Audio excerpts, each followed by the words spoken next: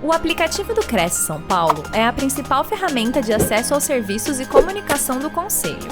Faça agora o download na App Store e na Play Store.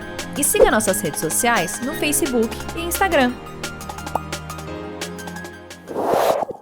Bom, pessoal, muito boa noite a todos e todas. É uma satisfação, uma alegria, uma honra poder estar aqui com vocês. Sempre, seguindo aí a orientação do Dr. Viana, que sempre apoia e acompanha também os nossos trabalhos, né? Então, o Viana está conosco há mais de 20 anos, então não é pouca coisa. E para nós, então, todas as vezes que temos esses encontros, é sempre uma alegria renovada. Eu já sempre falo com vocês, já estive falando muitas vezes sobre contratos, sobre arbitragem, sobre a mediação nos contratos de trabalho, sobre a utilização também da arbitragem pela via eletrônica. Todos esses assuntos eu já trouxe com vocês aqui, até vou falar um pouquinho sobre isso no final. Mas hoje a nossa proposta é falar sobre o CIB, que é o Cadastro Imobiliário Brasileiro. Esse cadastro é algo que está acontecendo e vai acontecer a partir de agora. O que se tem por propósito é que o governo tenha um cadastro único de imóveis. Então, por isso que o pessoal está até chamando o CIB de CPF do imóvel, que é justamente um cadastro, um controle. Porque hoje, o que acontece?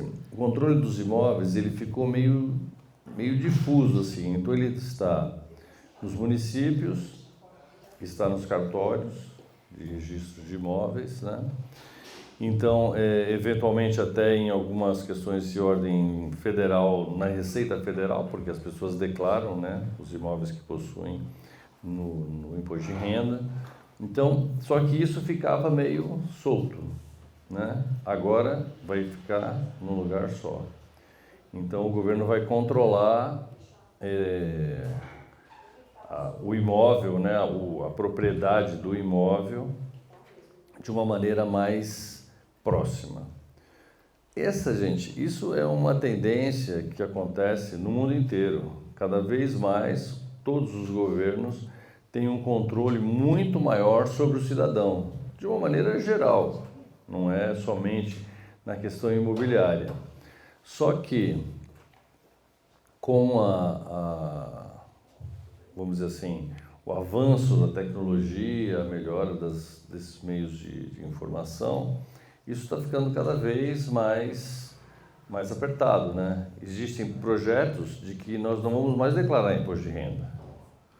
O imposto de renda nós não vamos precisar declarar mais, vai só chegar a conta para pagar, porque o governo vai ter tanto controle sobre todas as operações que nós fizermos, cruzando informações, etc. Já faz isso, e vocês sabem disso, mas vai fazer isso de uma maneira ainda mais apurada, Imposto é uma coisa que ninguém gosta de pagar, não é verdade? Falou só, quem gosta de pagar imposto? Ninguém gosta de pagar imposto, Só que o que acontece? Na verdade, gente, pagar imposto é algo necessário nesse modelo de vida que nós temos. Nós temos um Estado responsável pela segurança, pelo transporte, pela saúde, pela educação, E tudo isso tem um custo, Então a gente vê aí viadutos que são construídos, túneis, avenidas, enfim.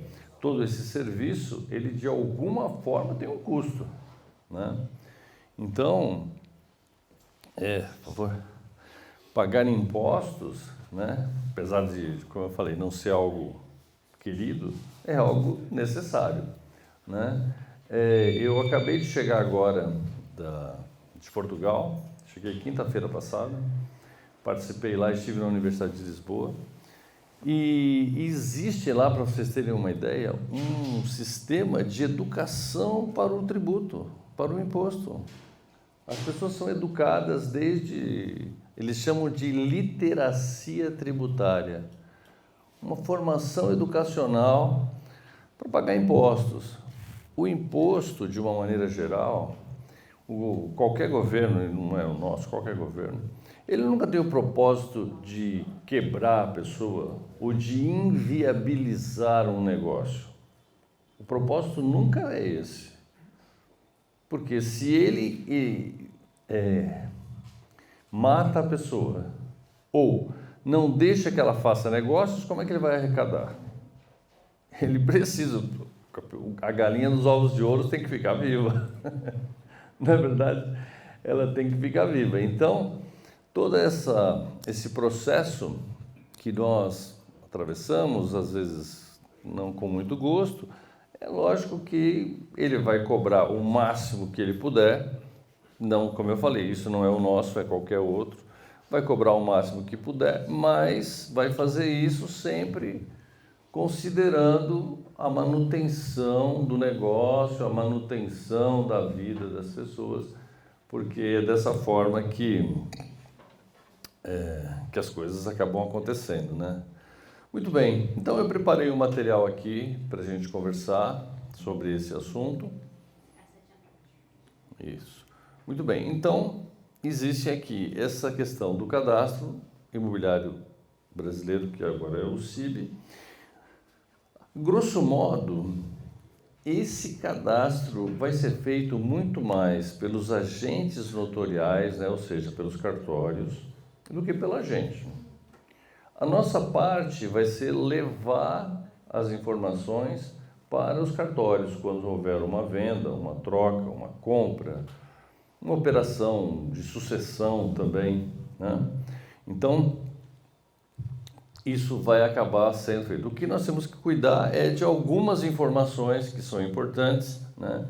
E vocês, né, por estarem ali na linha de frente das questões imobiliárias, informar o cliente dos riscos que ele tem cada vez mais, vamos dizer assim, mais aguçados, de se ele fizer alguma coisa fora do ponto, seja com relação ao valor, seja com relação à metragem, seja com relação à dimensão de materiais, seja com relação ao uso do imóvel, né, o tipo de uso que é destinado ao imóvel.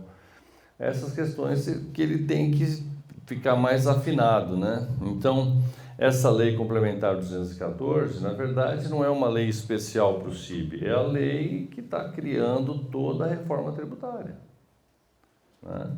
Então, essa questão está, vamos dizer assim, no arcabouço, no meio, né, na forma de se criar esse controle, né? Então, o CIB tem por objetivo unificar informações de imóveis urbanos e rurais para facilitar a gestão de dados, fiscalização tributária e integração de informações entre os diferentes órgãos públicos, serviços notoriais e de registro. Então, essa é o propósito, né? Como eu falei para vocês, assim, eu também trabalhei com contabilidade há muito tempo, o nosso trabalho também voltado à área empresarial. Então, esse aperto, vamos dizer assim, vem acontecendo desde sempre, né? Cada vez vai se apurando mais e criando mais limites, né? Que se tinha, né, antes, e cada vez se tem menos. Outra questão que vem junto com o CIB é essa questão do SINTER, que é o Sistema Nacional de Gestão de Informações Territoriais. Então, o propósito agora é controlar cada vez mais e melhor as questões relativas aos imóveis. Então, olha lá, regularão o SINTER e o CIB regularão o compartilhamento de dados relativos a bens imóveis, né? O SINTER é um sistema de gestão pública que integra dados cadastrais, geoespaciais, fiscais e jurídicos relativos a bens imóveis e aos assim considerados para os efeitos legais. Não sei se vocês têm alguma experiência com área rural. Com área rural? Pouco. Então, mas hoje, para se adquirir um imóvel, uma área rural, sempre se faz um negócio chamado georreferenciamento. Sim. E o georreferenciamento é justamente essa questão que está escrita aqui, que é a questão geoespacial, né? Que agora é o controle que se tem, né? Então, eu não sei se vocês viram como se faz, mas o cara ele põe umas marcas em toda a área, mostrando quais são as divisas, né? As áreas de divisas do imóvel, da área, e aí fotografa por satélite, e aí fica, então, a gente tem umas áreas que a gente trabalha lá no sul de Minas, e agora teve áreas lá que tinham, no papel, tinham um tamanho, que algumas ficaram maiores e outras ficaram menores, considerando a divisa dos vizinhos, porque agora essa marcação é muito mais precisa do que se tinha antes, né?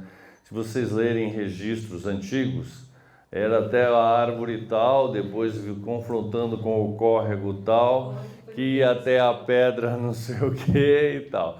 E agora acabou essa parada. Agora é tudo essa medida feita por satélite, com uma margem de erro muito menor. Tem uma área de um terreno lá que a gente teve conhecimento, que ele estava declarado como 14 alqueires e tinha 18. Não é pouca coisa. Não é pouca coisa, estamos falando de muita coisa. E imagino que em áreas, por exemplo, no Centro-Oeste, no Mato Grosso, em Goiás, no Norte, lá no Amazonas, no Pará, isso deve ser muito mais complicado, muito mais errado, né? Inclusive se fala e se brinca, né? Não sei se vocês, né, têm esse papo, mas de que nesses lugares, se tem muito mais papel do que terra. Porque a terra, o pessoal produzem papéis de terra que na verdade não existe. Então, é isso tudo que esse sistema visa corrigir, né? Visa colocar no lugar. E vai colocar. Eu acho que, inclusive o próprio governo, vocês sabem que essa reforma, o plano é terminar tudo em 2033. Então, não se tem planos para curto prazo, porque o próprio governo precisa se organizar para que tudo isso dê certo. Então, essas coisas não vão acontecer do dia para a noite, né? Então, nós vamos, assim, acompanhar, né, essas alterações de forma que nós vamos saber o que vai acontecer. Olha só, então o CIB, ele é um código que vai ser gerado automaticamente a partir de cadastros já existentes. Por isso que eu falei que nós, digo nós aqui, enquanto pessoas que trabalham com o imóvel, não somos nós que vamos fazer o CIB. Nós vamos levar as informações, mas quem vai fazer verdadeiramente são os cartórios, tá? São os cartórios. Então, o nosso papel é o quê? Cadê a Carol? Ele não marca aqui por causa da tela, né? Não, é que eu estava querendo marcar para vocês aqui. Ele não marca aqui, mas normal. Então, olha só. Então, o importante é garantir que as informações que irão gerar o código deverão estar corretas. Então, o nosso papel é cuidar para que essas informações cheguem ao cartório de forma correta, porque o cadastro não somos nós que vamos fazer, né?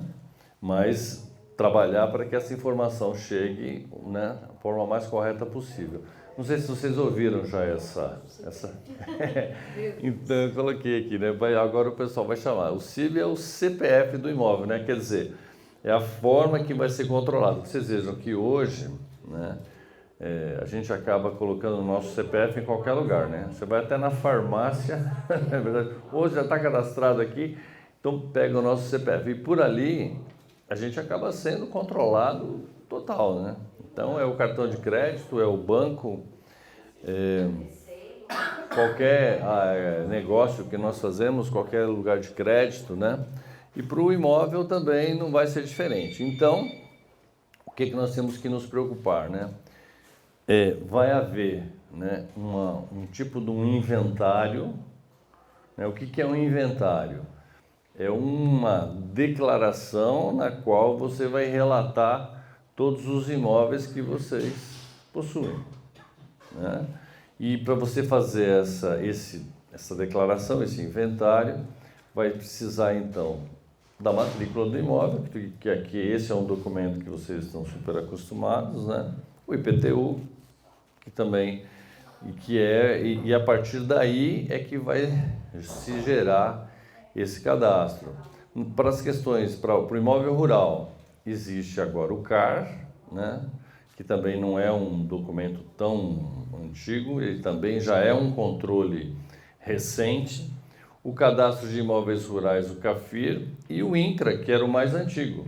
O INCRA, esse já tinha, não é? Mas o CAR, ele também, eu não vou saber precisar para vocês desde quando que tem esse controle, mas deve ser coisa assim de 5, 10 anos no máximo. Eu acho que antes disso não havia esse cadastro também, né? Esse INCRA vai ficar no lugar do CAFIR ou não? Não, o INCRA sempre existiu. Sim, vai continuar. É que eu digo assim, esses são os instrumentos que hoje nós temos para fazer. Não, mas o CAR, ele também é como esse cadastro, nós atualizamos ele todo ano como se fosse uma declaração de imposto de renda, enfim.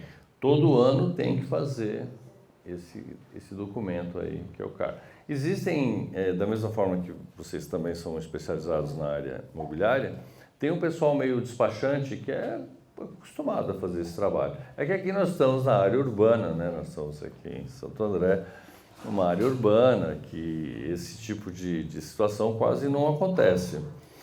Mas existe alguma área rural aqui em Santo André ainda, não tem? Tem umas chácaras, não aqui, mas é no interior, né? É? Não tem mais, né? Maio de 2014 foi implementado. Maio de 2014, olha, o que eu falei para vocês, coisa de 10 anos. Então, pois não.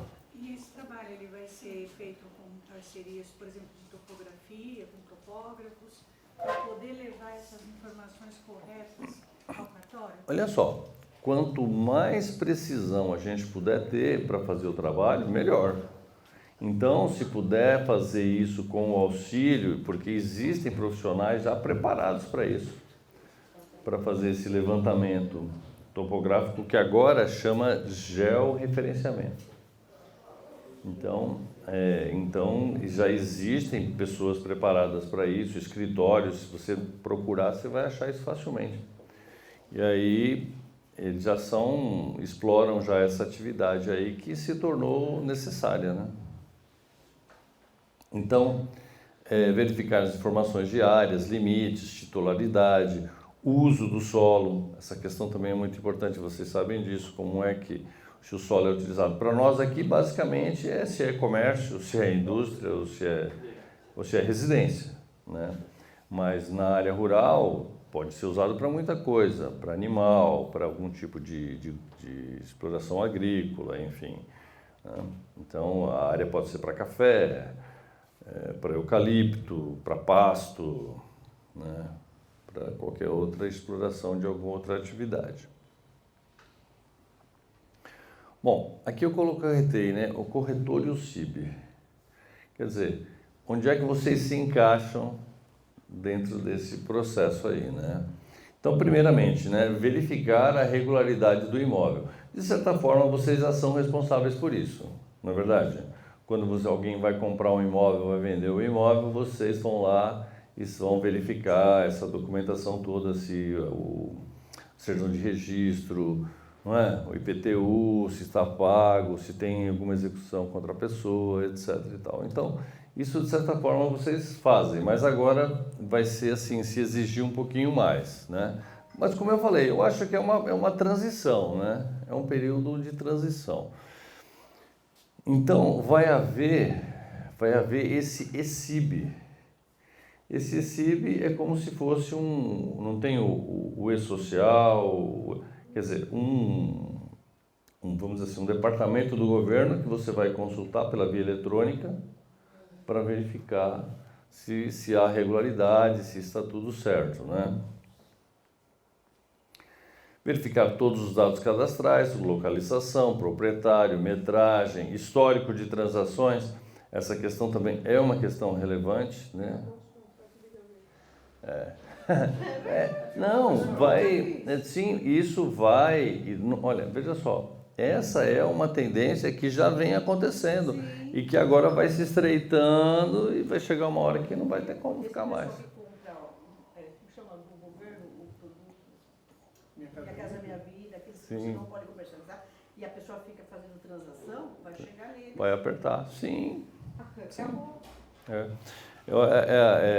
A ideia sempre do governo, e como eu falei, de qualquer governo, é sempre essa, é ter controle. E agora, quando não se tinha tanta tecnologia, não se conseguia fazer isso, né? Mas hoje isso é muito fácil. Não sei se que quem tem um pouquinho mais de idade aqui vai lembrar. Havia aqui, por exemplo, o registro de empresas. A empresa estava registrada em Santo André, você pegava, montava outra em São Bernardo, montava outra. E em São Paulo era dividida em distritos. Tinha o Ipiranga, a Moca, o Centro, a Penha. E você montava uma em cada lugar. E não era? Agora consegue fazer isso? Não.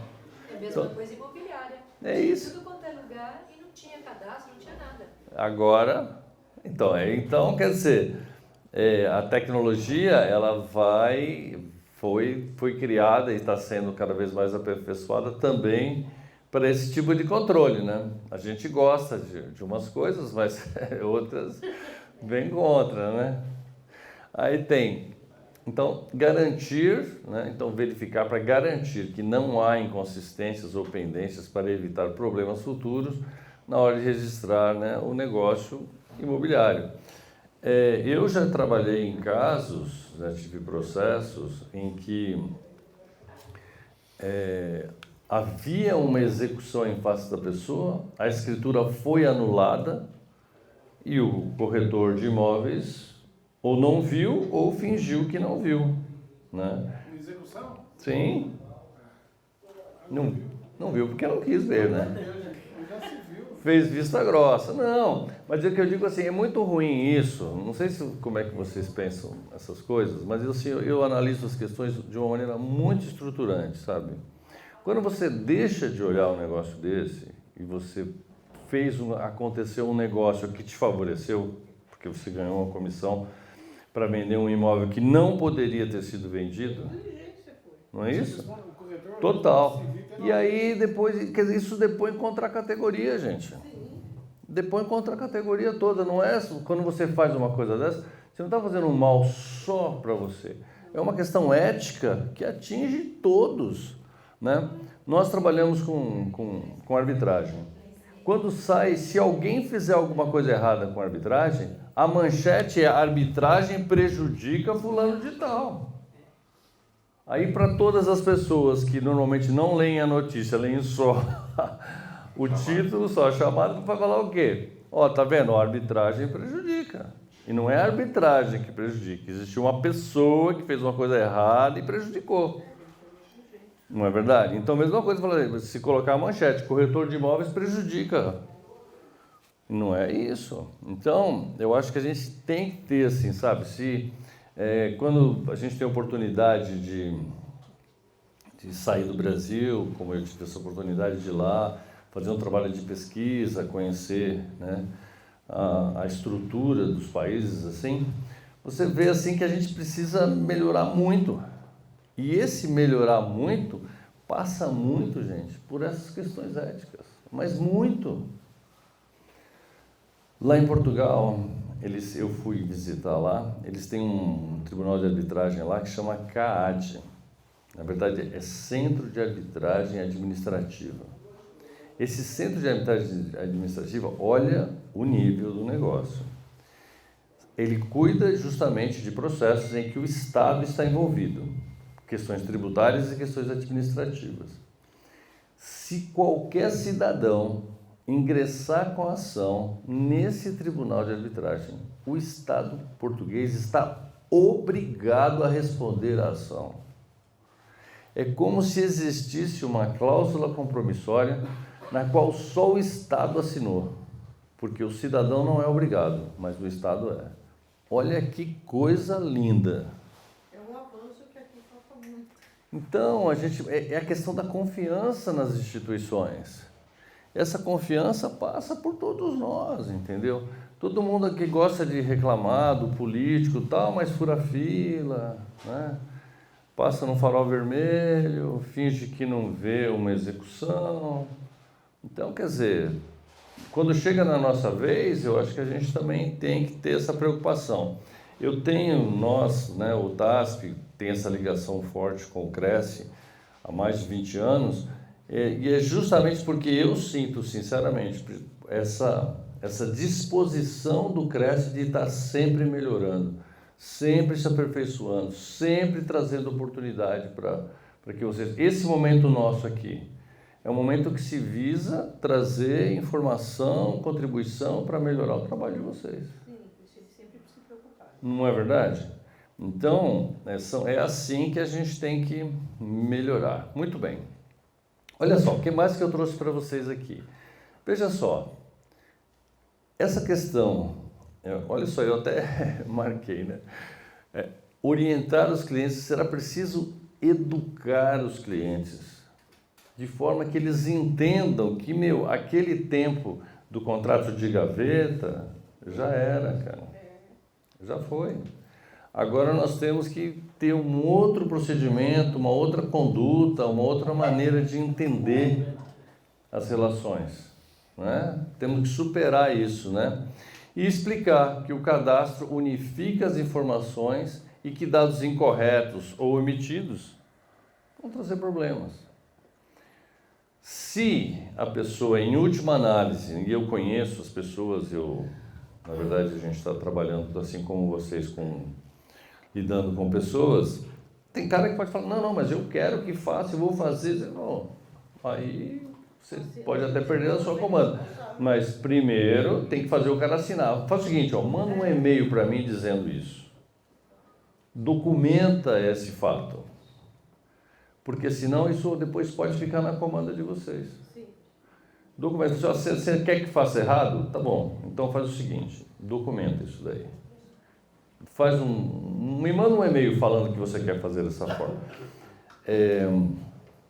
Esses dias agora mesmo, nós tivemos uma situação lá com a Luciana, no processo que a gente está fazendo, em que a pessoa fala assim, não, eu vou desistir, eu não quero mais, não me interessa mais o processo, eu vou desistir. Falei, então tudo bem, vamos documentar isso aí.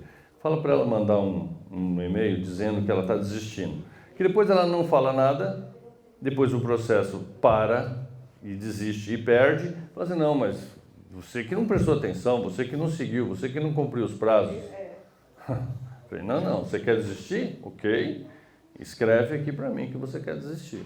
Então fiquem atentos a esse tipo de coisa, porque é assim que vocês vão cumprir com o trabalho de vocês e fazer tudo certo. Aconselhar a questão dos valores, vejam, essa questão também é uma questão que eu até coloquei aqui, eu frisei, olha, a responsabilidade do corretor, porque sempre se tem aquela ideia, né? Vou fazer por um prazo por um valor menor, vou lançar um valor menor, etc. e tal, né?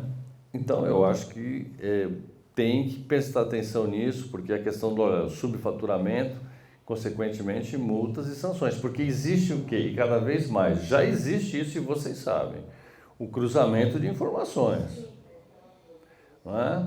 E isso vai ficar mais estreito ainda, então esse funil vai apertar mais. Então, importante que vocês aconselhem, né, informem, para que eles façam as coisas, né, também com relação aos valores, independente de todas essas informações que estão no entorno do imóvel, para que isso aconteça de maneira como tem que ser. E por fim, né, você certificar que as operações imobiliárias sob a sua supervisão estejam em conformidade com a nova legislação, né? Eu não sei até que ponto vocês serão cobrados por isso. Os cartórios serão. Os cartórios serão cobrados por isso. Vai haver, inclusive existem até nessa legislação, punição para o cartório se ele se omitir ou faltar ou prestar alguma informação incorreta. Então, eu não vi nada que responsabilize o corretor, mas essa informação vai chegar lá. Então, eu acho que podendo evitar, né? Podendo evitar, melhor. Como eu falei, o que eu vi na legislação e que responsabiliza efetivamente são os cartórios. Os cartórios vão ficar com uma responsabilidade grande, né? E por fim, garantir que todas as informações, e aí quando eu falo todas, são todas, com relação ao imóvel, com relação ao entorno, com relação à utilização do imóvel, com relação aos valores, né? Que tudo seja fornecido de forma correta para evitar um problema que pode vir a surgir. Tá bom? Vocês gostariam de fazer alguma pergunta, alguma observação? Eu vou mudar aqui um pouquinho o assunto. Pois não. O eCIB já está disponível para consultar imóveis? Como é que está isso? Não, na verdade ainda não. Na verdade ele está sendo construído agora, né? A partir de 2026 se imagina que ele já tenha uma base de dados sujeita à consulta, né? Mas ainda não, está sendo construído isso, né? Como eu falei, eu trabalhei... Qual é o seu nome? Rafael. Eu trabalhei pelo menos em 3 casos de imóveis rurais que tudo isso já foi feito. Tudo isso já foi feito. Então, por isso que eu estou falando, essas informações, os cartórios já estão atentos, porque eles vão ter responsabilidade de multa e até responsabilidade penal se faltarem com alguma informação. Então, eu participei de uma negociação que teve um imóvel que metade era regularizado com matrícula e metade era só direito possessório desde 99, né? E no caso desse, que é só possível, teria o CIB? Como é que funciona? Não. Mas veja só, pelo que eu pude estudar, Rafael, ainda a gente tem, isso ainda é um estudo muito recente, ainda tem muita coisa para se acomodar. Mas essa condição de posse, eu acho que vai ficar sendo cadastrada de alguma forma, como uma verbação, entendeu? Como algo que vai compor o registro, mesmo que não seja o registro, mas compor o registro como uma verbação. Foi esse entendimento que eu tive. Que a pessoa tem a posse e não domínio, né? Isso. A questão o domínio, ela teria que regularizar, pelo que você está falando, por um uso capião, por exemplo, né? Mas enquanto isso não acontece, e como eles estão querendo controlar tudo, vamos imaginar, diante da informação que você passou, ver se eu entendi bem. Nós estamos falando de uma área única, em que tem uma parte registrada e uma parte não. Então, considerando que é um imóvel, eles podem considerar a área toda e ter uma verbação dizendo, essa parte aqui, o domínio não pertence a essa pessoa. Imagino, alguma coisa desse tipo. Eu ando lendo alguma coisa a respeito nas áreas urbanas. Imóveis que são objeto de uma transcrição imobiliária. São parte de uma área maior. Portanto, não tem matrículas. Mas a prefeitura já reconhece uma classificação fiscal de um e de outro. Terá que ter o CIB, por conta do cadastro municipal. Isso. Aí é maravilhoso por causa da regularização disso. Não, então, vai ser um caminho. Vai ser um caminho para a regularização da propriedade. Hoje o sujeito tem a posse, porque ele não tem a matrícula no nome dele e tal. Tem lá o contrato particular. Mas a prefeitura já reconhece no cadastro municipal. Então vai ter que ter o CIB. Foi mais ou menos isso. É uma forma de haver um controle sobre os possuidores. facilitar a comprovação da posse. Exatamente. Para o E a futuro. transcendência. É. E também obrigar, né, Daniel? Talvez regularizar, né? Então, não, a obrigar a regularizar eu acho que extrapola os limites tem o direito Mas privado o aqui. governo vai ter Mas recolher ninguém pode obrigar ninguém Exatamente. a isso. Mas o governo pode vir a cobrar situações fiscais, principalmente, decorrentes desta posse, desse direito que o sujeito tem sobre o imóvel. Porque hoje está lá dentro do contratinho de gaveta e tal. É, fica meio no anonimato, né? O cara fica meio quieto, né? Barriga. Então Vai voltar, vai porque voltar a questão, tem incidência ou não tem incidência de ITBI Sim. sobre a transferência próprio possessória, sobre a transferência de posse. Então, É. se faz um contrato de gaveta, não tem incidência de ITBI. A partir do momento que começar a ter um CIB, Vai ter. mas sabe por que vai ter? Porque agora o que vai valer é a transação. Ele não vai se ficar vinculado com a ideia da transmissão da propriedade, mas somente com a ideia da transação imobiliária. Então, tá bom, você não transferiu a propriedade, mas você transferiu os direitos de posse que você tem sobre o imóvel. Então, na transferência dos direitos de posse, isso agora é um vai pagar. cadastro. Essa é a próxima parte que eu ia mostrar, que eu trouxe para vocês, que a gente tentar entender um pouquinho como vai ser cobrado os impostos. Sim, a senhora queria fazer uma pergunta? Pois não. Então, eu queria saber se com essas ações, a uso capião e a adjudicação compulsória, doutor, acha que elas vão ser mais ágeis? Eu acho que sim, porque vamos ter mais informações, né? Os cartórios Mais informações e informações assim, vamos dizer assim, mais confiáveis, né? Já existe a ideia do uso capião, por exemplo, que se faz por arbitragem, né? Uso capião que se faz em cartório. Então isso vai ficar mais fortalecido, porque nós vamos ter informações mais seguras, mais precisas. Então, nesse sentido, eu entendo que o processo vai ter uma tramitação mais tranquila. Uma tramitação mais tranquila. E realmente Sim. ter esse cadastro. Só a parte da medição que vai ficar mais chato, né? Como eu falei, essa Mesmo parte... para imóvel urbano, né? Sim. Área construída e área de terreno. Não, eu acho que vai ter um controle muito maior. Inclusive, já existe previsão de que esse tipo de questão, de dúvida que pode trazer briga entre vizinhos, né? De área. Porque tem um vizinho que vai no terreno do outro. Vai ter. Então, já existe, já estão prevendo que esse tipo de situação pode surgir. Então, o que eu trouxe para vocês um pouquinho aqui é sobre os impostos que vão incidir sobre esse tipo de operação a partir de agora.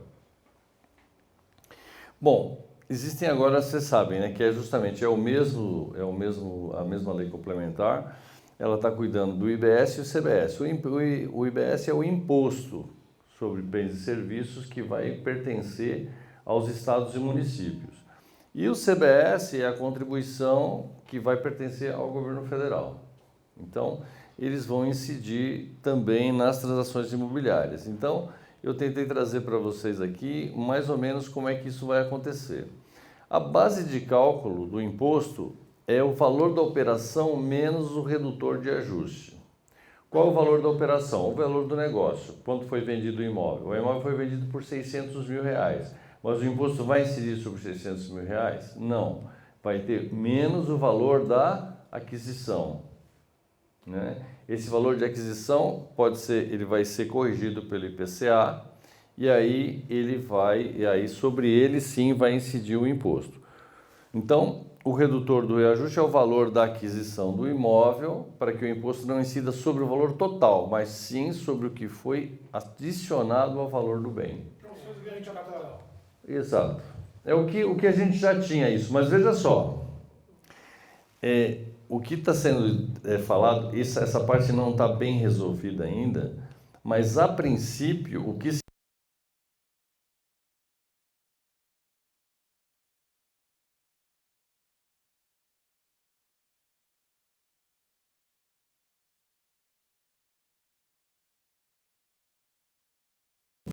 o valor da aquisição, né? E aí vai ser, para ter uma base, né? 500 mil, por exemplo, o valor da venda, menos 400 o valor da aquisição, 100 mil é a base de cálculo do imposto. Tá? Então, essa é assim que vai acontecer. Isso é o CBS. CBS, na verdade, eles falam como se fosse uma coisa só, IBS e CBS, porque o imposto sobre a transmissão do imóvel, a rigor, seria IBS, porque a gente paga o ITBI e o ITCMD, que é o ITBI municipal e o ITCMD estadual, né? Então, mas fora o ITBI ainda tem o tal do ganho de capital. Então, é isso que eu falei, essa parte pode até ser que ainda, essa parte não... Não vai mexer no IR. Olha só. O que vai desaparecer é o ITBI, é isso? Isso, vai desaparecer o ITBI. O ITBI vai desaparecer. Que vai desaparecer. Mas essa parte do ganho de capital, como eu falei, ainda não está resolvida. Porque, veja só, o governo ele tem até 2033 para deixar tudo isso no lugar. Então, isso está sendo construído também por eles. Eles também não têm ainda todas as certezas. Porque, vocês sabem, existe toda uma luta, todo um lobby, toda uma briga ali dentro do Congresso, vai puxar para cá, puxar para lá, para ver como é que isso vai se resolver definitivamente, né? Acho que eu não entendi, porque tirar, por exemplo, que ele falou de tirar o ITBI é em cima do valor total do imóvel. Então já é um valor alto. No São Paulo, 3%. Agora aqui, se fazer essa conta, o recolhimento do município é menor. Pois é. Mas calma, não pensa assim. Não, mas do jeito vai sair Não, foi o cálculo que ele fez, gente. É o que eu estou dizendo. É o que eu estou dizendo. Olha só, a alíquota é de 13,25%. Não adianta ser 100 O mil, ITBI era 4%. Então, filho, não adianta ser 100 mil e 13,25. Só aparecer que você vê. Alegria, não adianta. Alegria não é pouco. Não pode fazer lugar lá. Olha só.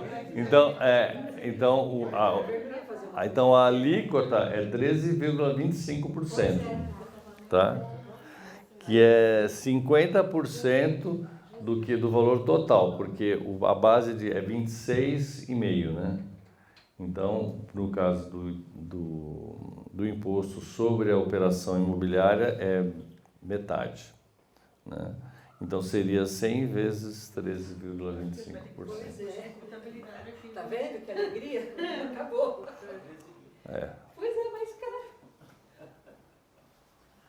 Não tem... qual é o seu nome? É Roque. Então, Roque, na verdade, ainda essas coisas ainda vão ser melhor resolvidas, viu? Não é exato.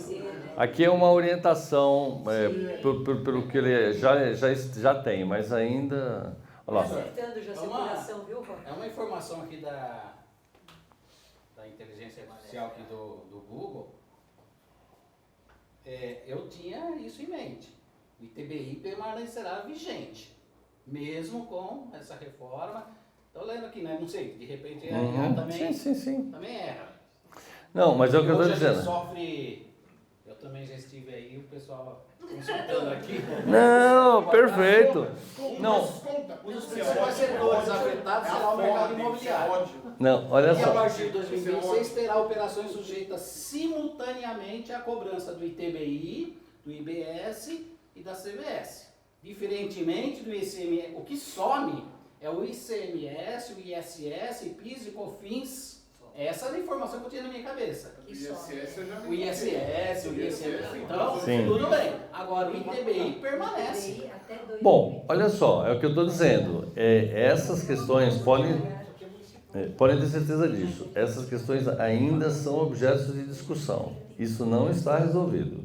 Pode ser que seja dessa forma, pode ser que seja de uma outra forma, pode ser que haja um outro percentual. Por exemplo, o ITCMD aqui no Brasil é 4%, não é isso? Não, depende do estado. Depende do estado. No estado de São Paulo é 4% até a aprovação aí que está lá para ser aprovado. Isso que eu estou dizendo. Então, porque o ITCMD é um imposto estadual. Então, outros estados podem aplicar um índice diferente.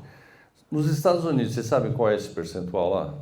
Não Sabe quanto que é lá? Não. 40%. 40%.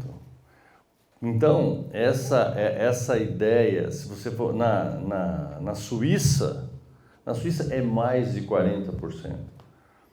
Então, existe todo um princípio, uma ideia de como se espera isso. Então, vamos dizer assim, a ideia, no fundo, até é desestimular você a acumular tanto.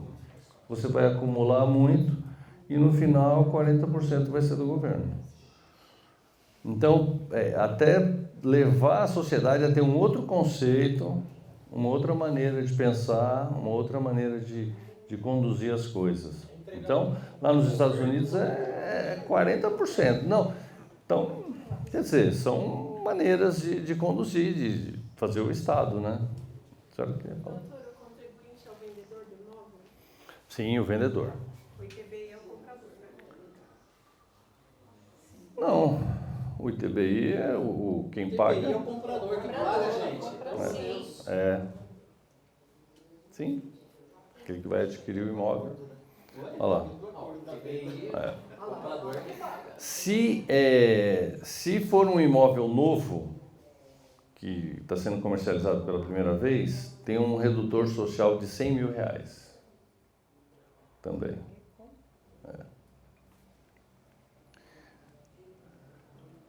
Agora, sobre os aluguéis.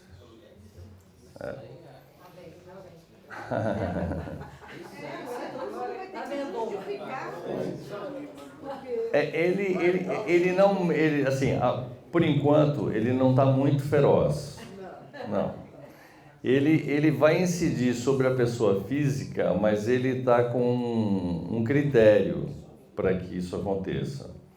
Então, ele tem que ter mais de 3... tem que ser 240 mil de faturamento com aluguéis. 240 mil.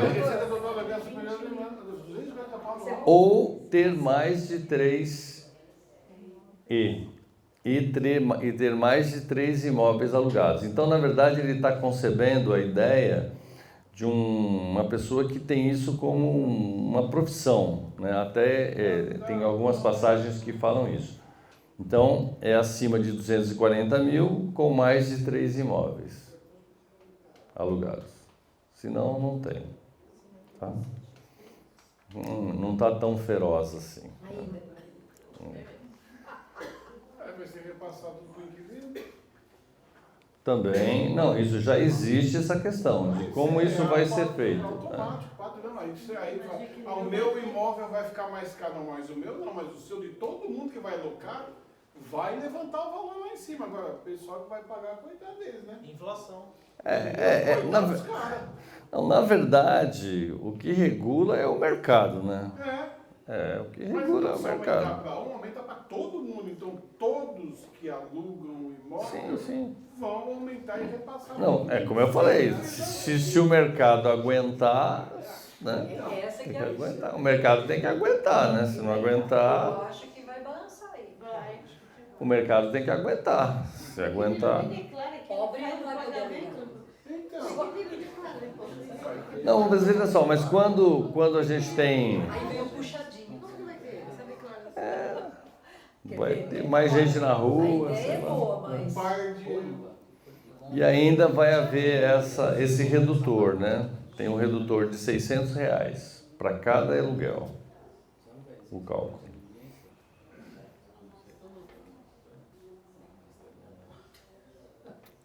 A base de cálculo, na verdade, ela tem uma redução de 70% dos 26,25. Então, dos 26,5. Eu acho que eu anotei qual que é o valor. Isso aí vai ser tudo disponibilizado para nós depois? Pode, sim. Não sei. Sim.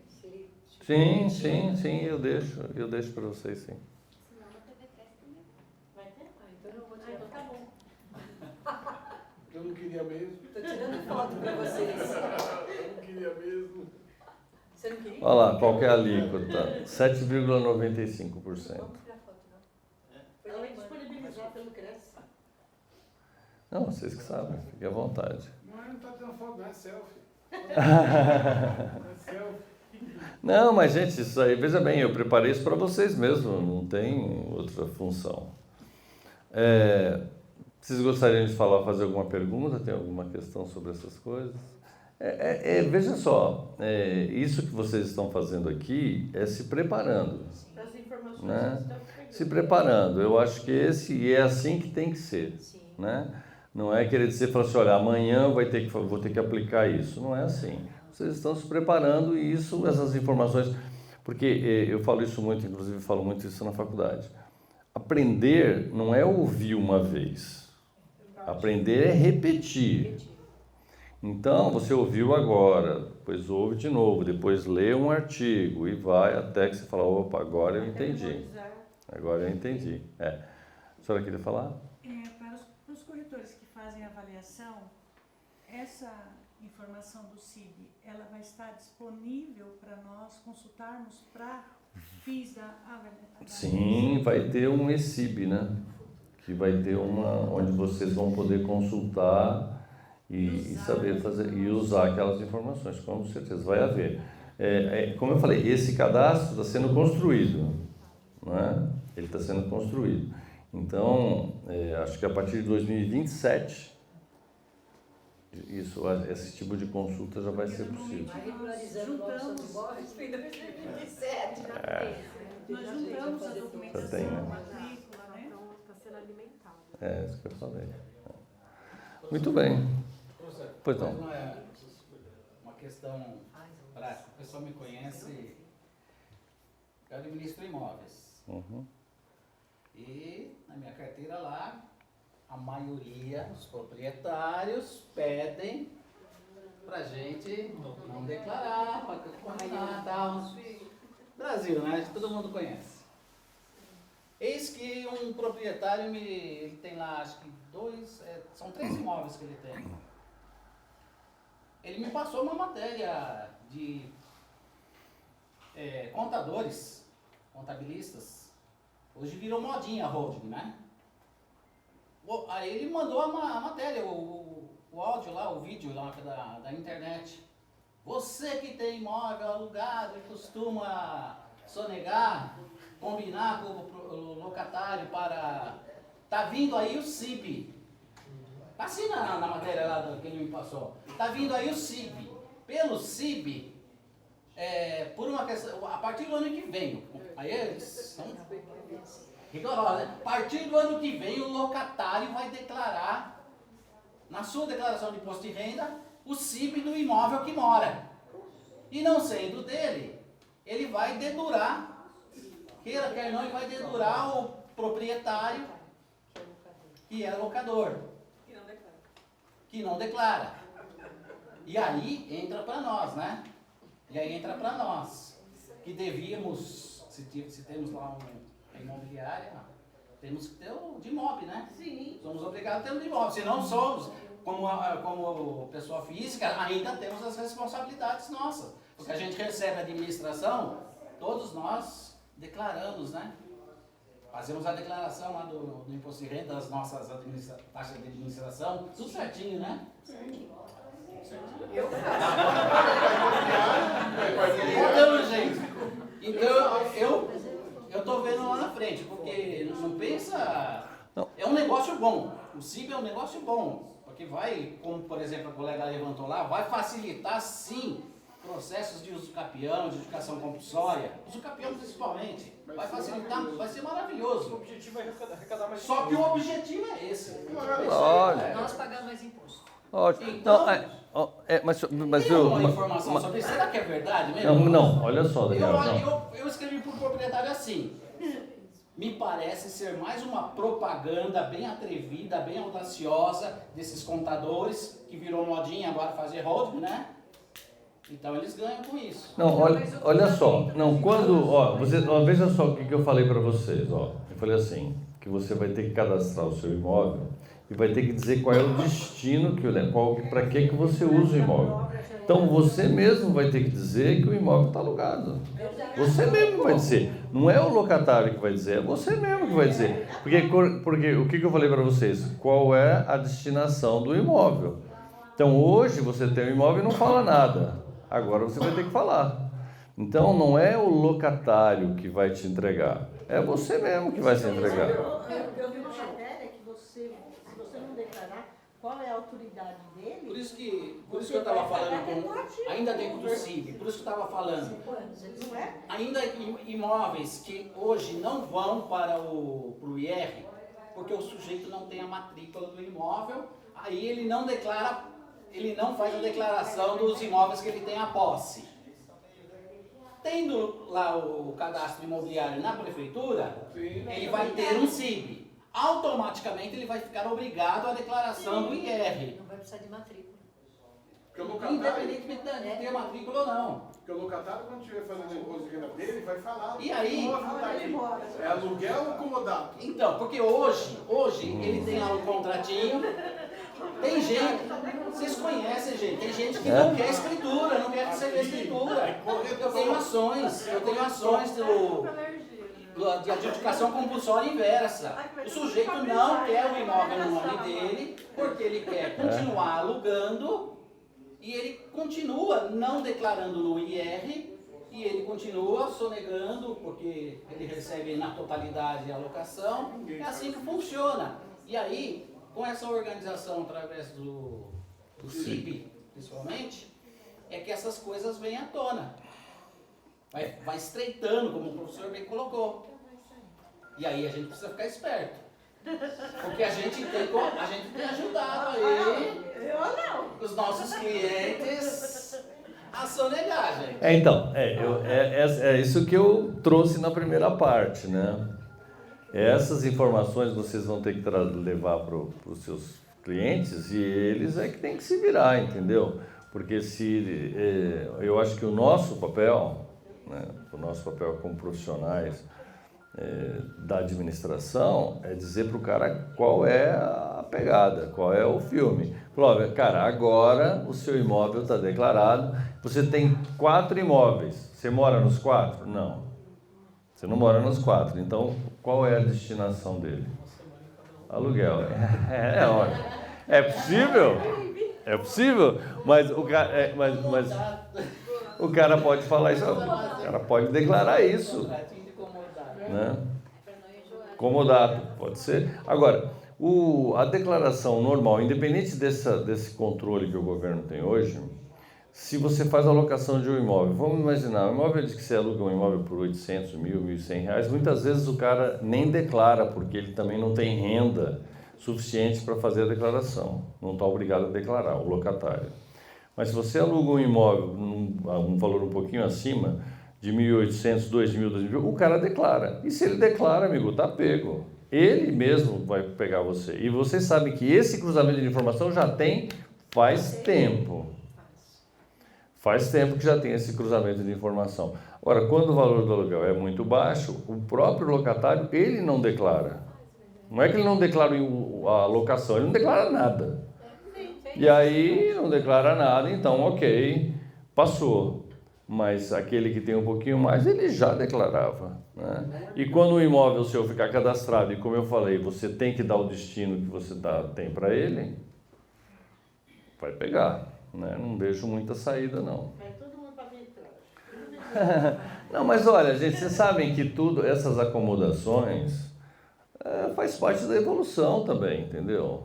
Nós também vamos ficar nessa maneira de fazer assim, sabe? A gente tem que crescer, entendeu? Eu gostei da fala, acomodações. Não é? Teve uma placa tectônica se acomodando? Só que o maremoto. Não. Placa tectônica? Veja só, é o seguinte, olha só, eu dou aula sobre direito tributário. Não existe nenhum país do mundo tributação para matar o cara, isso não existe. A tributação é para... O governo quer arrecadar o máximo que ele puder. Com relação a isso, ninguém tem dúvida. Agora, ele não vai fazer de um jeito que você vai morrer. Ele não vai fazer isso. Ele vai te apertar o máximo que ele puder, mas não vai ser algo que vai te inviabilizar. Fala assim, olha, então eu não vou ter mais imóveis. Isso não existe. Isso não existe. Olha, eu não vou ter mais imóveis porque agora eu vou pagar IBS. Isso não existe. Agora você vai ter que, né, participar um pouquinho mais com o governo, mas... Pode colocar nome de laranja. Sério? É. A sogra já foi presa 4 vezes que eu coloquei o nome dela. 4 vezes. Olha só, vocês sabem que, vocês estão brincando, mas tinha um cliente meu que ele também tinha um monte de dívida fiscal, trabalhista, não sei o quê, e ele falou assim, vou fazer o meu divórcio e vou colocar todos os bens no nome da minha mulher, e aí eu não vou ser alcançado. Falei, eu não aconselho você fazer isso. Você está pedindo, eu não aconselho. Passou 1 ano, 2 anos, porque essas coisas, vocês sabem, essas coisas demoram. Aí tá, doutor, falei, olha, eu não aconselho. Muito bem, ele fez. O que aconteceu? Não. Olha lá, vocês já sabem o que aconteceu, né? Mentira, ela não fez isso. Verdade. Ele separou, ela passou a uma certa altura, que eles, depois de algum tempo, não, vamos separar de verdade mesmo. Sabe aquela brincadeira de separar, agora virou de verdade. E acabou, pronto, perdeu tudo. O cara perdeu tudo, o cara teve que ir arrumar emprego. Entendeu? Mas então, às vezes essa ideia de você dar banho não pode não ser exatamente o que se espera, né? Bom, o que espera do corretor, então, vocês sejam íntegros, limpos, não é, Daniel? Tem que clarear. Vai devagar que dá certo. Eu gostei da acomodação. Gostou? Isso aí. Bom, gente, olha só, sobre esse tema, eu acho que tem espaço para daqui 6 meses, 7 meses, a gente voltar a falar sobre isso, com mais certezas, com mais informações, com mais detalhes. Eu acho que tem espaço. Eu acho que esse tema a gente não dá para deixar, olha, está resolvido. Não. Eu acho que tem espaço para a gente voltar a falar sobre isso daqui a algum tempo. Porque esses momentos de transição, eu até estava comentando com o colega ali, né? Falei para ele, eu trabalho do tempo em que foram criadas as microempresas. Você também é desse tempo, né? Olha só, que foram criadas... Quando foi criada a microempresa, veio a legislação, que maravilha, tal. Até isso acontecer, demorou mais de ano para isso acontecer. Para saber como os benefícios seriam concedidos, como é que se faz o cadastro, como é que faz o registro, como é que se faz o controle disso. Então essas coisas levam tempo, tem que ter um pouquinho de paciência, que as coisas vão chegar no lugar, daqui a pouco vai todo mundo entender e a acomodação vai chegar. A acomodação vai chegar. Eu não aguento mais pagar imposto. Quando manda minha sogra. Eu tenho que driblar aqui, colar e tal, mas... Não, na verdade, a questão do imposto, de uma maneira geral, né, falei considerando até o meu trabalho como professor, é assim, o que nós precisamos é de mais eficiência do Estado. Então, por exemplo, nós temos segurança, mas temos que fazer o seguro do carro. A gente tem saúde, mas tem que ter um plano de saúde, né? Você tem educação, mas você tem que pagar a faculdade. Então, quer dizer, no fundo você tem, mas não tem. Então, é isso que precisa funcionar. Se vocês considerarem os países mais desenvolvidos do mundo, você vai para a Noruega, para a Dinamarca, para a Finlândia, que são os países de IDH mais alto, o imposto lá é muito mais alto do que aqui. É isso que eu estou dizendo. Tem que pagar essas coisas. É isso que eu estou dizendo. Só que aí você tem um transporte maravilhoso. Ninguém mora em favela. Tem escola para todo mundo. Então você tem um sistema de segurança, porque você pode sair na rua que você quiser, você não precisa se preocupar com nada e tal. Então, essa eficiência do Estado que a gente não tem. Então a gente paga o imposto e continua com o problema. Não podemos sair na rua. Esse é que é o problema. Oi? Lá tem Vale Gás? Vale Gás. Olha, de certa forma, tem mais do que isso.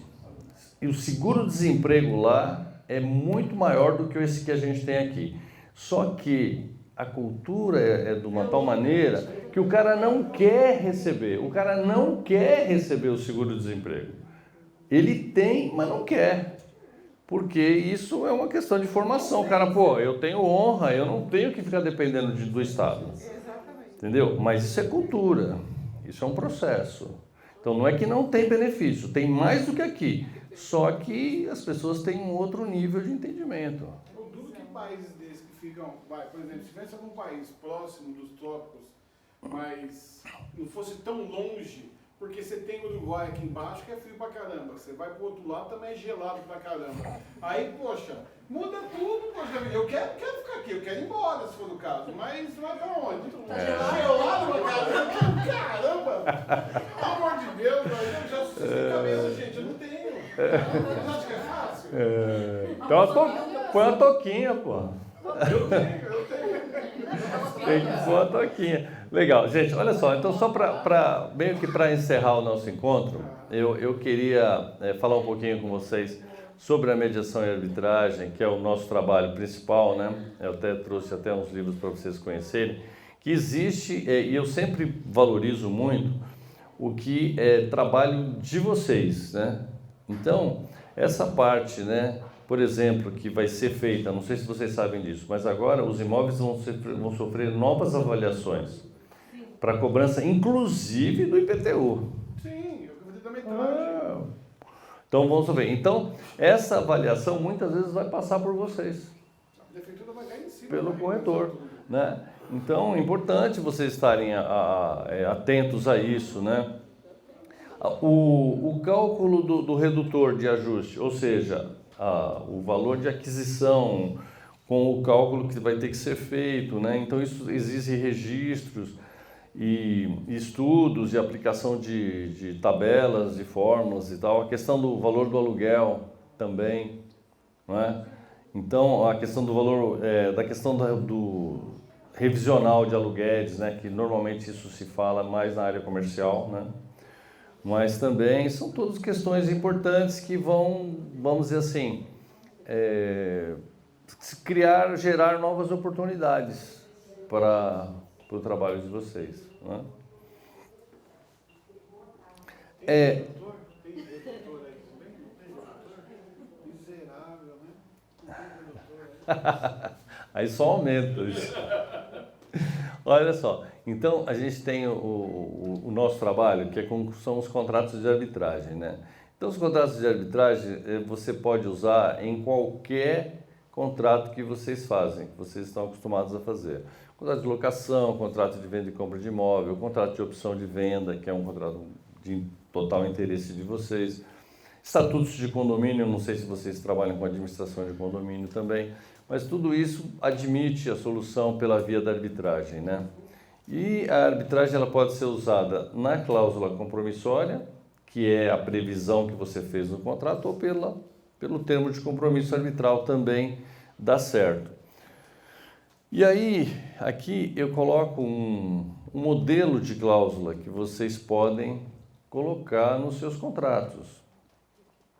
Quando você coloca a arbitragem como via de solução de conflitos, você tira aquela tradição de buscar o Estado e você vai trabalhar com uma Câmara. Hoje, nós fazemos tudo praticamente online. Então, não importa, nós temos hoje processos no Brasil inteiro, por conta da plataforma online. Então, por ali você faz tudo. Por ali você coloca a petição inicial, por ali você coloca os documentos que você entende que são importantes, o contrato. Às vezes existem questões de danos no imóvel, fotos, vistorias, vídeos, o que você tiver, que pode, você entende, vai ser útil para o processo, se pode adaptar tudo online. Se tiver que fazer uma audiência, nós fazemos pela plataforma Zoom, tudo à distância. Hoje as pessoas estão tão adaptadas a esse tipo de situação que às vezes nós temos processos que as pessoas estão próximas da gente ali, estão ali na Moca, no Ipiranga, no centro, e querem fazer pela via online. Porque as pessoas entenderam, aprenderam a mexer com isso, né? E se você tiver, como nós temos lá, um equipamento legal, nosso negócio é difícil dar problema. É difícil dar problema. Funciona muito bem, então dá muito certo para que você se utilize. Então, esse é um modelo de cláusula que você pode colocar em qualquer contrato, né? Qualquer contrato que você fizer, é possível se colocar essa cláusula. E aí, se houver um problema, se não houver problema nenhum, a cláusula ficou lá quieta. E se houver problema, você tem essa oportunidade de resolver por essa via, né? O que eu trago aqui também, já encerrando o nosso encontro, é que vocês saibam que o Código de Processo Civil, né, ele também orienta que as pessoas se utilizem da arbitragem. Usar a arbitragem, não sei, alguém tem experiência com arbitragem? Alguém fez algum processo? Nunca? Não? Fez? Deu certo? Foi bom? Veja, então, hoje, se utilizar desse sistema, gente, isso é um avanço, é uma evolução, entendeu? Você agora ir lá, bater na porta do judiciário, considerando toda aquela burocracia que acompanha o sistema, sabe, já foi esse tempo, sabe? Então, o próprio código, ele incentiva as pessoas ao uso da arbitragem, né? Não é uma... Muito mais rápido. Não, o que a gente demora num processo de arbitragem no modelo online 40, 60 dias, né? Se a gente tiver alguma dificuldade de entrar em contato com a parte adversa. É isso que faz atrasar. Porque se o cadastro que você tem da pessoa é um cadastro bem bacana, um cadastro de e-mail, um cadastro de WhatsApp, aí a funcionalidade do sistema é muito grande. Só uma dúvida, em relação a, não sou advogado, nada, não, em relação à parte jurídica, judicial, é 3% em relação às custas. Tá? No caso do arbitral, qual a base mais ou menos em relação a custo? Olha só, no que nós fazemos na arbitragem eletrônica, nesse modelo aqui, se não tiver complexidade com audiências, perícias, né? Se for o que a gente chama de expedita, que é uma simples, R$ 1.560. 1.580, desculpa, 1.500. É um pouco mais de um salário, né? Agora, se houver outros atos, né, se precisar perícia, precisar uma audiência de instrução, etc., aí você pode ter um custo que vai variar de 2% sobre o valor da causa, pode ir de 2 a 6, né, dependendo da complexidade. Mas, como regra, eu diria para vocês que hoje, lá para nós, sei lá, 80%, 70% dos processos caminham só com essa taxa aí. Que é o que a gente chama de arbitragem expedita. Então, eu nem sei. Então, mas de qualquer forma, eu também queria trazer para vocês essas informações que quero acreditar possam ser úteis, né?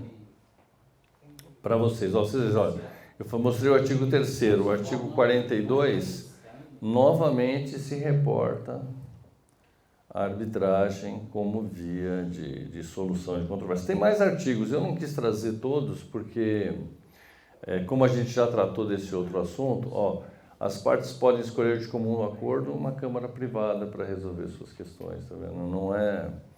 Então, existe muita legislação sobre isso. O Código Civil, hoje, ele está sendo discutido. É possível que seja promulgado um novo Código Civil, não sei se o ano que vem, 2 anos, e é tudo voltado para isso aqui. Sim. Então, gente, vocês buscarem ou conhecer um pouquinho mais sobre isso, é avançar na vida, né? É oferecer para os seus clientes outras possibilidades até melhores. Pois não. Na arbitragem, por exemplo, no caso extremo, de despejar um inquilino inadimplente, não chegar a acordo nenhum. A arbitragem tem esse poder? Veja só, ela tem o poder de dar uma sentença na sua mão para fazer a execução. Agora, a desocupação, né, é só o poder judiciário, porque veja bem, o poder da violência pertence somente ao Estado. Então, não cabe ao privado fazer isso. Agora, eu vou te dar na sua mão uma sentença, que você vai permitir que você faça isso.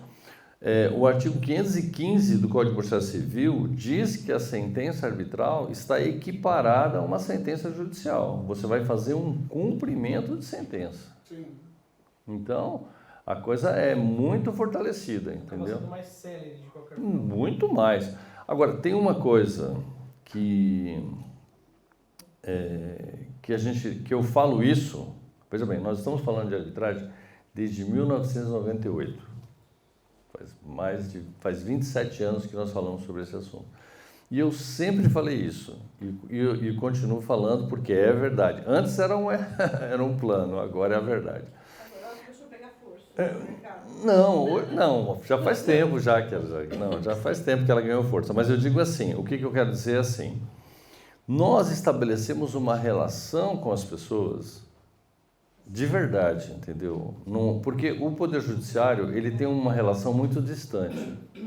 Você veja que o juiz dá uma sentença, não sei qual é a experiência de vocês, mas é difícil alguém cumprir uma sentença do juiz. É difícil. O cara entra com recurso, aí vai para uma apelação, e vai para outro recurso, porque não existe nenhuma ligação, nenhum compromisso da pessoa com o juiz. Não se sente nem comprometido em nada. Agora, a maneira que nós conduzimos os trabalhos, nós estabelecemos uma relação com a pessoa. Estabelecemos uma relação de compromisso. E aí, quando ela se vê, vamos dizer assim, obrigada a desocupar um imóvel numa sentença, ela está muito mais próxima de obedecer do que de uma sentença judicial. Eu falo isso sem medo de errar, porque não estou falando de mais de 20 anos de experiência. Então, sempre se busca isso. Vamos dizer assim, você entrou com uma ação de despejo por falta de pagamento. Não dá para ser mais simples do que isso. Uma ação de despejo por falta de pagamento significa que se você não pagou, você vai ter que desocupar o imóvel. E a prova é um recibo. Nós não estamos falando de uma prova complexa, fazer uma perícia, não, testemunha. A prova é simples. Se a pessoa vem para o processo e fala assim, olha, eu passei por uma série de dificuldades, eu realmente estou atrasado, gostaria de negociar as parcelas do imóvel, etc. e tal. Tecnicamente, ele é confesso. Eu poderia dar a sentença a partir desse pronunciamento deles, concorda ou não? Ele confessou que o cara está falando que ele não pagou, ele está dizendo não paguei. Mas não é isso que nós fazemos, é aí que surge o que eu estou dizendo da relação. Quando ele fala isso, eu entro e a gente entra em contato com a parte contrária e fala, olha, ele está dizendo que passou por dificuldade, mas que tem interesse em restabelecer, você não quer fazer algum tipo de acordo com ele? Se a pessoa disser, não, eu quero, vamos marcar uma audiência para isso? Conversa. E aí você vai e se aproxima da pessoa e busca uma solução amigável. Essa pessoa que até então não tinha nenhuma relação com a gente, agora ela tem. Percebe? E, gente, olha só, eu falo isso, como eu falei, eu falo isso a vida inteira e eu sei que tem muita gente que não acredita e por conta, muitas vezes, da experiência que viveu e eu entendo. Todas as pessoas, minimamente, ela tem uma relação moral com a outra. Ou não? Sim. Todas as pessoas têm um nível de relação moral. Se uma pessoa não tem nenhum nível de relação moral, ele é um bandido, ele é um marginal. Porque minimamente nós nos sentimos comprometidos. Por exemplo, vocês se sentem comprometidos comigo? Sim. Eu também me sinto comprometido com vocês. Mas isso é uma relação absolutamente moral. Vocês não estão me pagando nada. E eu também... Não é verdade? Então, sempre existe esse lastro moral na relação. E quando isso é valorizado, as pessoas se sentem bem, se interessam. e buscam uma outra maneira de resolver. Então, eu posso dizer para você, sem medo de errar, sem nenhum medo de errar, que 90%, 95% das nossas decisões são cumpridas. Você vai ter que executar uma sentença do TASF raramente. Não vou dizer que não vai ter nenhuma situação. Vai. E aqui ninguém é criança, entendeu? Sabe, o cara começa a enrolar, dar banho lá, a gente percebe. Você percebe, essas coisas pulam. Ninguém é criança. E aí você tem como cuidar e buscar um resultado bom, não é? Fala assim, mas o cara demorou 70 dias para ter uma sentença. Pô, vai para o judiciário, 70 dias o cara não foi nem citado, bicho. Não é verdade? Para ser citado, que derá todo o andamento do processo. Então, esse tempo que a gente administra com essa conversação, com essa tentativa de conciliação, é um tempo bem gasto, entendeu? Bem gasto, não é? Doutor, pois na não. questão da avaliação e arbitragem, como é que funciona a avaliação pelo corretor de imóveis? Se nós estivermos dentro de um processo, essa avaliação que ele vai fazer, pode ser necessário 3, né? Para a gente ter certeza, né? Aí dentro dessas 3 avaliações, ele é tido como um profissional técnico, né? E ele atua como assistente técnico. Ele pode atuar como assistente técnico, sim. Não, ele pode atuar como perito do juízo também. Como perito do juízo também. A gente também pode ter interesse de conhecer essa condição da avaliação do imóvel. Com a arbitragem, isso se torna positivo também, né? Sim, claro. É mais um espaço, é mais um lugar para esse trabalho acontecer. Sem dúvida. Tá bom, gente? Então, deixa eu ver o que mais que eu trouxe aqui. Aqui só para falar que a citação que nós fazemos, a mais célere, e isso depende muito de vocês, de você ter um cadastro legal do cara. E o cadastro é você quem faz, não somos nós. Então, a citação quer dizer o chamamento, a parte do processo, essa é a parte mais difícil. Difícil se o cadastro não foi legal, porque se o cadastro foi bem feito, não é difícil, né? E aí, nós fazemos a citação pelo meio eletrônico, eu trouxe isso aqui só para vocês verem que a legislação admite a citação pelo meio eletrônico, não é ninguém está criando nada de novo, né?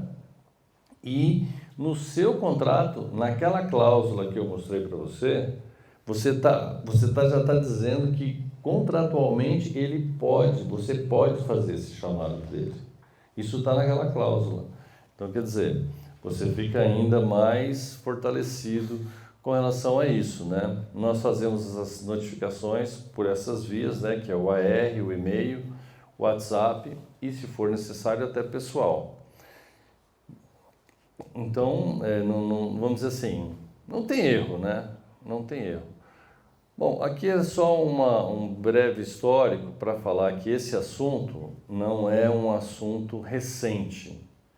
Fala assim, de repente o cara fala assim, o cara inventou, de onde é que saiu esse negócio de arbitragem? Gente, isso sempre existiu. Sempre existiu. O que existe agora é uma motivação diferente para usar o sistema. Mas ele sempre existiu, todas essas legislações, desde a primeira Constituição do Brasil, de 1824, nós já tínhamos arbitragem e veio até hoje, né? E o sistema se encontra muito fortalecido hoje, né? Então, a arbitragem, para que ela possa operar, ela precisa de um contrato, né? E o seu resultado será uma jurisdição, ou seja, será uma sentença, uma solução definitiva. Legal? Então, gente, é isso. Eu queria agradecer muito a oportunidade de ter falado com vocês aqui. Espero ter ajudado, ter acrescentado algo que possa ser útil, né? Porque é dessa forma que a gente gosta de participar, tá bom? Foi um prazer. Se vocês quiserem aí, se tiverem interesse de adquirir o livro, nós estamos colocando aqui só por R$30. Se entrar no site é R$90 o livro, mas a Josi falou para fazer assim, ela que manda, a gente só obedece. Tá bom? Então é um prazer ter vocês aqui. Obrigado, gente. Até a próxima.